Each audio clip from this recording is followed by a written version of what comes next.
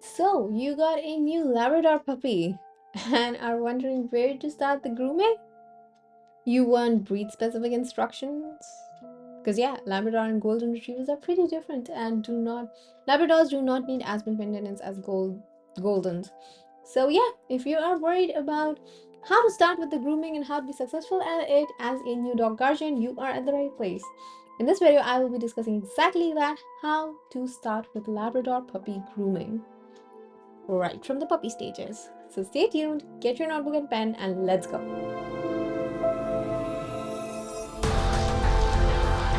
Hello everyone, welcome back to the Happy Puppers. I am Dr. Shruti, author and owner of thehappypuppers.com. The link to the blog will be there in the description section below. Please hit it, check it out. If you are someone new to the dog world, first time dog guardian or a seasoned one, doesn't matter. That blog is for everyone who loves dogs. So go check it out. If you like it, hit that subscribe button over there as well. If you're a returning subscriber, welcome back. It's so amazing to see you. And if you are someone new, then hi. And I hope that you subscribe, like, and share this video with your friends because, well, who doesn't love a lab? And, well, if you love dogs, you need to be aware of their grooming needs as well. It's like a part of being a knowledgeable dog lover. Okay, that's it. I'm not going to bore you anymore. Let's go and start with what will you need for your Labrador grooming experience to be an amazing one. So the tools that you will need. You will need a slicker brush. Slicker brush is primarily used to prevent matting and removing the loose fur. So you can just rub it like you can rub it like 2 or 3 times in the same space, and all the fur just keeps accumulating and you get these balls of fur at the end. You also need a comb in case your puppy has a bit longer hair and it's getting detangled at the root sections, and also comb is the perfect one and it can easily reach the undercoat of the dog's hair. Next, you will need nail clippers. Now, there are Dremels and there are nail clippers. Now, if your Dremel is more like for filing. So, like when you go to the salon, they will use nail clippers to clip your nails, and then they will use a filer to shape your nails. So, Dremel is for that shaping part. Clipper is for the cutting part. So that, when your dog paws you, the paws don't cause bleeding on your face. That is why you have to use a Dremel and make sure that the paws the edges are all clean and there are no jagged ends. Next item you will need is ear cleaner. Labradors have a tendency of developing ear infection very, very soon because of their flappy ear, and they also have a tendency of having water get accumulated in their ear for swimming. So especially after around the time of swimming, ear cleaning is very important, especially after. So if your lab went swimming today, just clean the ear, please. And because of this ear infection, even if your lab is not like swimming, when you are doing the grooming technique, you should clean the ear as well. Next, how to understand the nitty-gritty of Labrador grooming success. So we are going to discuss the finer details and how you can be the best groomer for your dog. So point number 1, start really early. Introduce grooming at a very early age. Get the grooming tools, put them, and let your puppy sniff it out.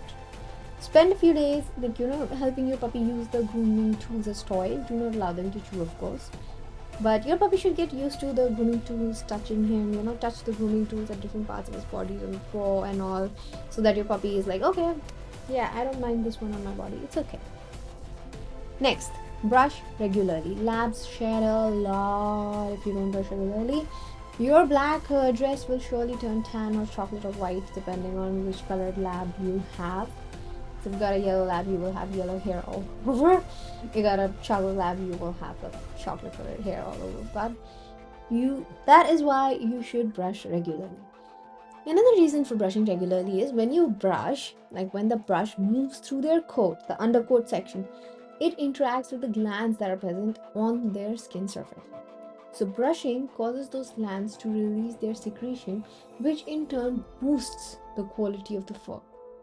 So it makes the fur softer. It's like natural oils are released from their body when you brush. And that is so amazing for your dog's health. It's like very nutritious for the hair. Like it keeps the hair soft, moist, and it's amazing. Like You just have to brush your dog's hair for that. It divides the oils evenly on the surface and keeps the hair amazing, like glistening and like a natural conditioner, you can say.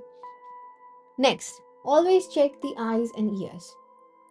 So you can either have it, you can time block in your calendar like 1 hour on a certain day when you have free time to groom your lab. So you start with the brushing of the fur, then you brush the teeth, then you check nails and ear and eyes. So you clean up the brown sections that are, the browning that happens around the eye. The dog is used to shedding tear a lot or is allergic. So clean up these eye marks with coconut oil and check the ear and the eyes. There are ear flushes available which you can just really squirt some in your dog's ear, rub it for like a second, and then clean the inside with a cotton pad. Most of the debris comes right out, and this should be done regularly because you don't want the nasty. If there's any bug, the sooner you get it out of the better. Also, check the whites of your dog's eye. If like yesterday it was white, today is red, then your dog may not be feeling very well and may need a vet checkup. So, like if you pay attention to these small cues, you can find out a problem that's going to occur much before it gets to difficult to manage stages. Next, bath time. Oh man, God, I mean, I'm telling you, I've had so many lab guardians come and tell me my dog hates bath. And I'm like, okay. And they're like, but Labradors are supposed to love bath. Yep, they are supposed to love bath, but they love bath on their own terms, not on your terms. They don't want to like sit in the bathtub and get drenched from head to toe. They want to go, like roll in the swamp. That has interesting smell.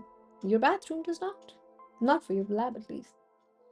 So that is why your lab does love to bath, but just the location is wrong. But you cannot really give your lab a bath in the swamp as well. So, it's not necessary that your lab will has to love bath. It may be possible that your lab absolutely hates the bath. If that's the case, then you have to make bath time enjoyable. Take a lot of treats, or you can paste a mat on the wall and put some peanut butter on it. The dog eat peanut butter, so your dog's licking it while you shampoo him, and like that. Keep going. Basically, make it interesting, make it a positive experience for your dog, so your dog doesn't come out stressed from the process of bathing. Next, focus on your dog's dental care. As I said, when you're grooming, also brush his teeth. But brushing teeth should not only be done when you're grooming your dog. It should be done every single day. So if you had a child, if you had a 3 or 4 year child, the first thing you would make your child do after your child gets up in the morning is to brush their teeth. Same thing is with dogs. So the moment you get up, you can either associate their teeth brushing habit with you getting up or you brushing your teeth, or whichever way. So once you brush your teeth, you have to brush your kids' teeth. That's just the rule. That is a rule that has to be followed every day. It's non-negotiable. So you do it.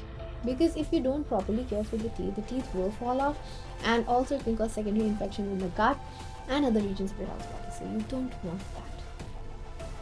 So make sure that you are doing everything that is needed to keep your dog happy, and especially checking those teeth every now and then. Now, I will answer two of one of the most common questions that I get. How often should I bathe my Labrador? Now, if your Labby was roaming around in the swamp, I would obviously not ask you to wait. So that is a non-negotiable circumstance where you have to give your dog a bath. But in general, if you've got a clean Labrador, like if you've got one like mine, he keeps himself very clean. He grooms and he is like, I need to be clean. And Delta doesn't like going out because it dirties his paws. But anyways, so if you have a dog who cleans himself and he's very, very actively grooming himself and all, then you can give him bath in like 2-3 months. Or if your dog has gone dirty, then you obviously have to do it before. But do not try to give weekly baths or every 2 days or every day type bath system. That will strip your dog of his natural oils. So your dog will stop smelling like himself, and that confuses their identity to themselves and with the other dogs as well. So you don't want to do that. Please don't do it. Also, please never get your dog shaved. Even the Labradors have short coat. I have seen so many groomers shave the Labradors like head to toe in the summers. Please, please, please do not let them do that to your baby. The coat is there for a reason. It's not only for winters, it's also for summers. The undercoat keeps the body cool during summers. If you're gonna remove it, your lab will end up with skin infections, rashes, and God knows what else. So please, no shaving your dog unless your dog has a mat, something which cannot be detangled by the normal tools. Then you can shave only that section. Your dog needs a surgery, then they will shave the area to get a clean site for the surgery incision. But these are the only two of the situations where your dog needs to be shaved. Otherwise, there is no situation under which, or no condition under which, your dog should ever be shaved. Never, never, never. And finally, another question is, how do I introduce grooming to my lab puppy?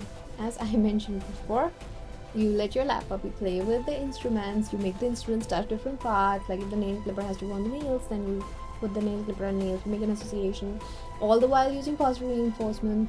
Then you suppose this is the nail, then you start putting the clipper like this and removing it, so that your dog knows, oh, clipper coming, that doesn't hurt. Okay.